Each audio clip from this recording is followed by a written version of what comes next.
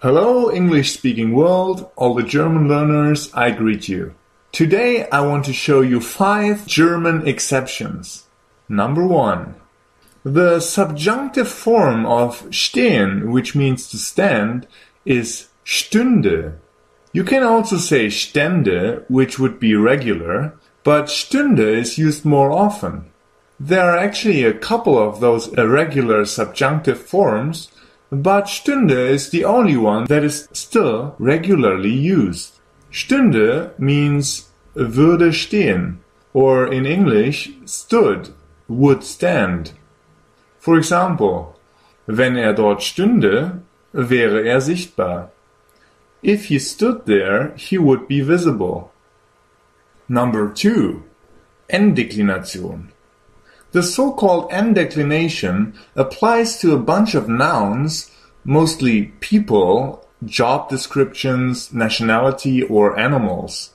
Instead of the normal declination, the nouns have to end in en in every case except for the nominative singular.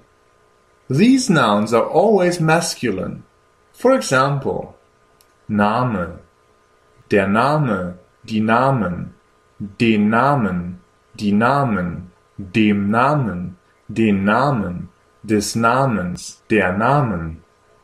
Polizist, der Polizist, die Polizistin, den Polizisten, die Polizistin, and so on.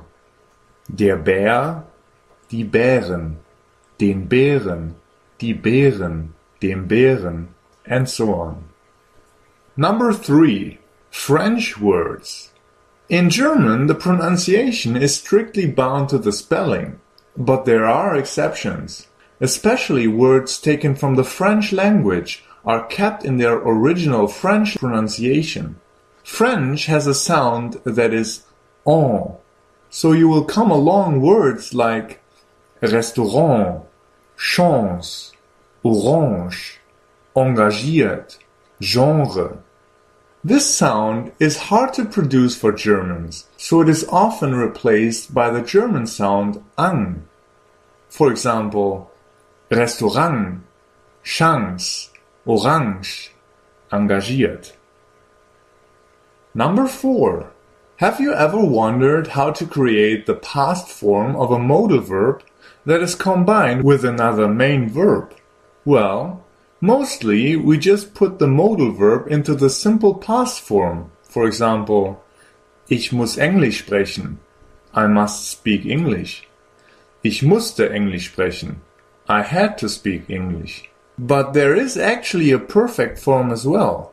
The funny exception is that in combination with another main verb, the past participle is not used.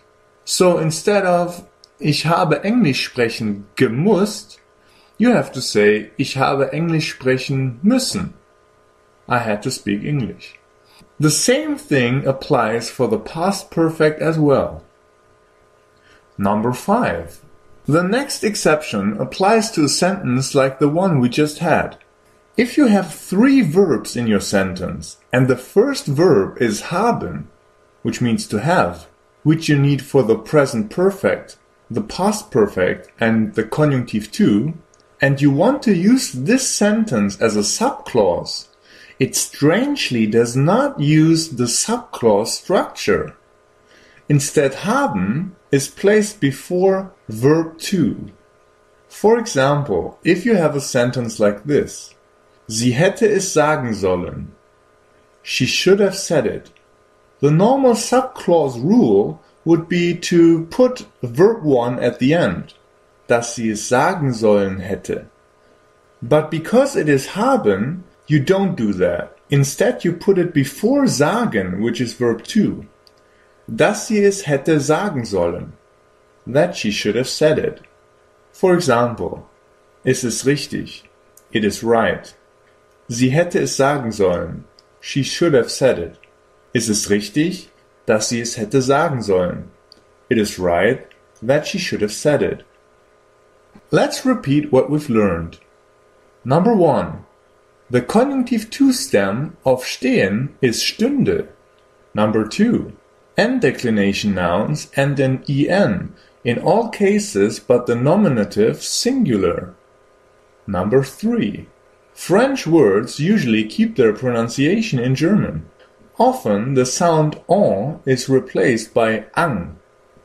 Number 4. The perfect tense of a modal verb in combination with another verb has the infinitive instead of the past participle. Number 5.